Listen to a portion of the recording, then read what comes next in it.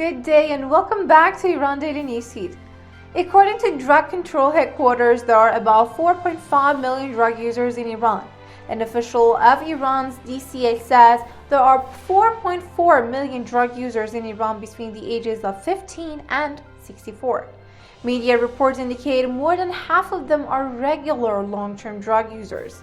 Of course, objective observations and informal researches indicate that more than half of Iran's population has experienced drug use at least once in their lifetime.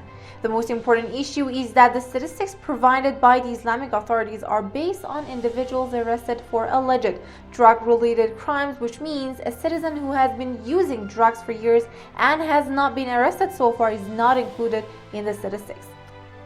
So, the statistics of the Islamic Republic are officially rejected, and the number of citizens who are accustomed to using drugs is much higher than what the officials claim. The Minister of Energy says at least 25,000 villages do not have adequate drinking water in Iran. He added 25,000 villages in the country do not have suitable conditions in terms of drinking water.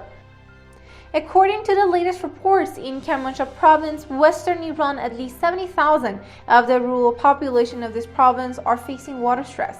In another case, an official said in Sistan and Balochistan province, at least 2,510 villages in the region lack water facilities, which house a population of 256,000 people. The oil minister says the Islamic Republic needs $160 billion of investment in its oil and natural gas industries in the upcoming years in order to avoid becoming a net importer. The minister declared, due to lack of investment in the past, we are now faced with a stark choice: invest $160 billion in our oil and gas sector or face declining output and eventually imports of fossil fuels.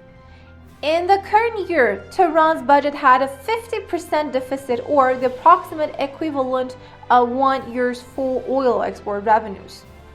But because of US sanctions, the Islamic Republic sells much less oil and has little cash income for what it can ship in illicit ways, and Ayatollahs cannot hope to receive any major financing from the government given the dire financial and economic conditions. The Islamic Consultative Assembly in Iran has announced investors have lost $70 billion of their assets in the country's stock market. In a report, the Economic Commission of the Islamic Consultative Assembly has requested an investigation of the Tehran Stock Exchange and Securities Organization.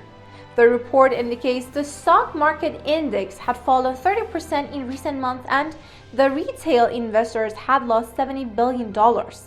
Since the revolutionaries took power in Iran, the country is not safe for investing or trading anymore. The investment rate in Iran remains closely linked to the political situation and is still very difficult to predict the overall situation in the country in coming years too. Red tape, political risk, and systematic corruption have stalled investment in Iran in the past years. International sanctions and shortage of project finances are the other reasons. Iran can be a difficult place to do business. According to the UK government, the businesses looking to trade or invest in Iran should be aware of, first, sanctions that remain in place, trade regulation and export controls, and ensure all trading activity is sanctions compliant. And secondly, political exposure via connections with current or former government organizations or individuals that remain sanctioned. And thirdly, terrorist financing or financial crimes such as money laundering, bribery, or fraud. And lastly, risk to companies' reputation through work with people or organizations allegedly involved in human rights violations, corruptions, or legislations. The hackers, backed by the Islamic Republic, again threatened to expose more details on users of the Israeli LGBTQ app. According to Israeli media, the Black Shadow hacker group has threatened to release more of the stolen information from LGBTQ app Atraf following the recent cyber attack. The Jerusalem Post says the group wrote in poor English on its Telegram channel. No one had given them any money within the deadline and the 48 hours deadline had expired.